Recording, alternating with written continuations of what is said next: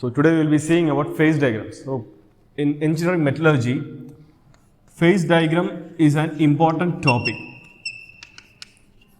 Okay. So how a phase diagram is drawn? What do you mean by a phase diagram? And then what all you can attain from a phase diagram? These are certain important topic that you should have to know, right? So coming to a phase diagram is nothing but it's a graphical representation. Okay. For example, if you are taking water, water will be having mainly three phases, right? So you will be having solid, liquid as well as vapor.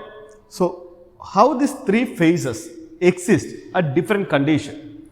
If you are plotting it in a graph with temperature and pressure, the existing of the different phases at these condition will be drawn. Okay. So that is called as a phase diagram. It's nothing but a graphical representation of different phases and the conditions at which the phases will exist at equilibrium condition.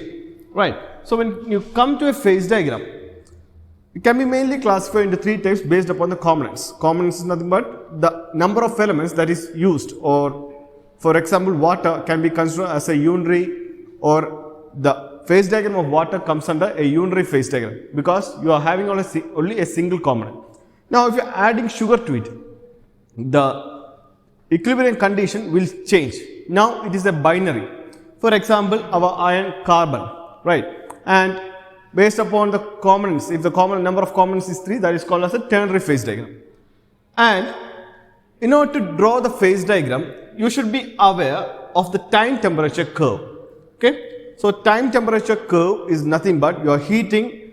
For example, you are considering aluminum and the temperature, melting point of temperature of aluminum or melting point of aluminum is considered to be 700 degrees Celsius. If you are considering to be this particular value, what you will be doing means you will be heating aluminum to a temperature of 700 degrees Celsius, and then you will be allowing the aluminum metal to solidify, and the respective graph with temperature reduction with respect to time will be drawn. Okay. So when you are considering an aluminum, you can see this will be the phase, a reduction in temperature happens. So this will be your liquid phase, and over here you can see this will be your solid phase, or from this point onwards the particular molten metal will be in solid condition, and this is the liquidus point, means from here on the metal will be getting converted to solid, and it will be maintaining at the same temperature for a point of time, and then after that it will get converted to solid. Okay. So this is the time temperature curve of a pure metal. It's not for aluminum. Every pure metal exhibits this particular curve. Now coming to an alloy, what happens means, for example, now you are considering like aluminum and copper, means for the aluminum the melting point will be like 700, and for copper it will be like 1085 degrees Celsius. So what happens means there will be an abnormality in the case of your liquidus and your solidus temperature. Okay. Over here you can see it as a straight line parallel to your x-axis, but what happens means over here it will be liquid and over here it will be in solid.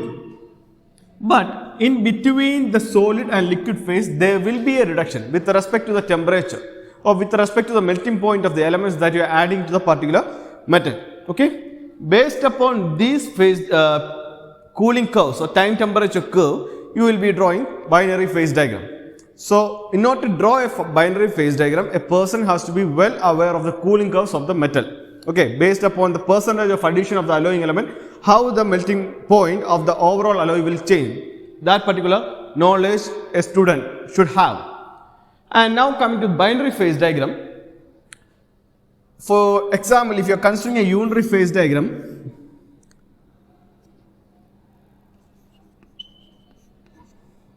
temperature with pressure. So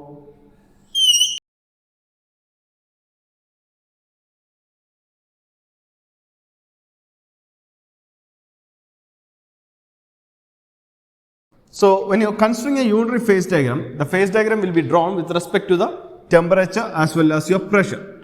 So this is a unary phase diagram of water or the phase diagram of water.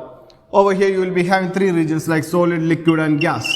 And you will be having a triple point where you will be having all the three phases in equilibrium.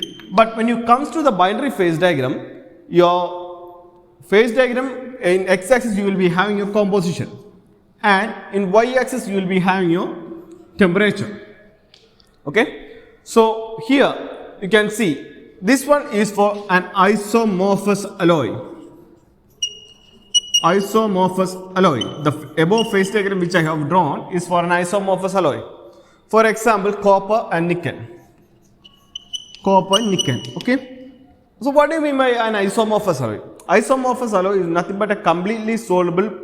If two metals are melting together, if you are melting two metals together, it will be completely soluble. Okay, completely soluble in the sense 100% of your 1:1 ratio you will be able to mix it. Okay, that is called as an isomorphous alloy. So over here you can see what I have written, 100% of A and 100% of B. So here it will be like 0% of B, means this is the pure A metal and this will be your pure B metal. And in between these two you will be having the different percentage of alloy formation, like 20% of A and 80% of B, 50-50, like that. Okay. So what happens means you can see over here the binary phase diagram with will be drawn using your cooling curves, and it will be in this particular form. And here you can see mainly how many phases. You can see mainly two phases, solid and liquid. Mainly two phases you can see.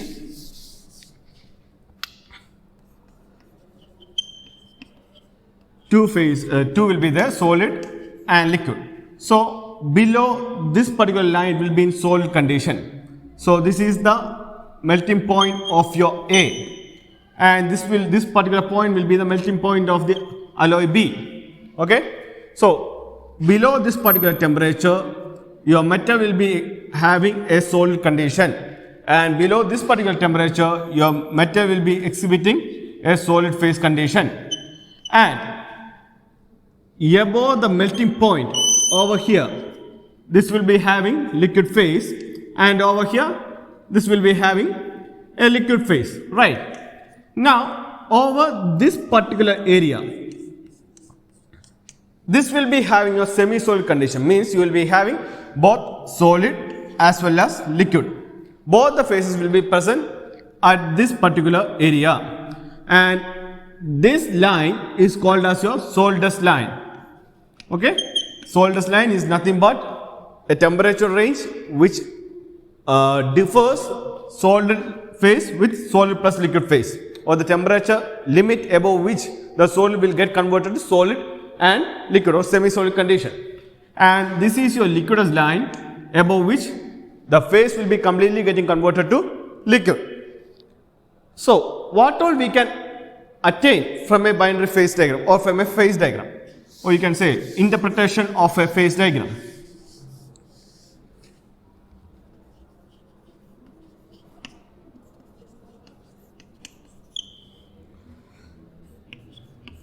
Interpretation of a phase diagram.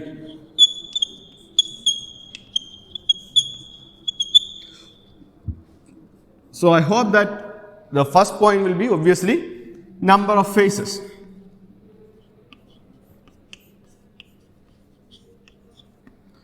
So based upon the figure itself you will be able to identify. Over here you will be having a single phase, over here you will be having liquid phase, and over here you will be having two phases, solid as well as liquid. Next is components, or sorry, composition of each phase, and relative amount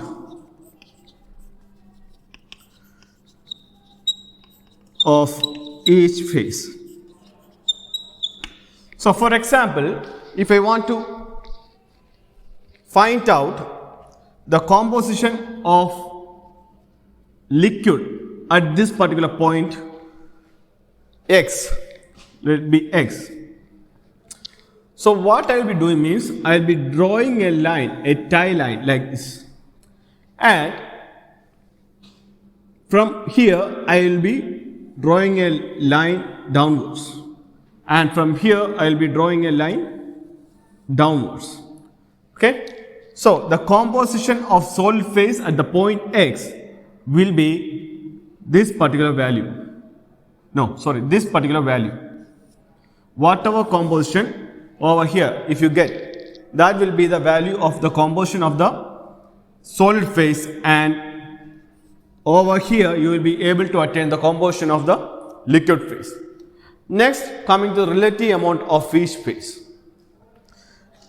So, if you want to find out the relative amount of liquid, it will be like xb by, xb is nothing but over here this particular thing, let it be like Cx, so it will be nothing but by AB into 100, so it will be nothing but Cx minus Cx by Cx minus Cl into 100. And if you want to find the relative amount of solid phase, will be nothing but Xa by AB into 100. So it will be like Cx minus Ca by Cs minus Cl. Oh, not, yeah, Cx minus Cl by Cs minus Cl into 100. So whatever value you attain, that will be the relative amount of solid phase. So these are the main parts you have to study about a phase diagram. Okay. Okay.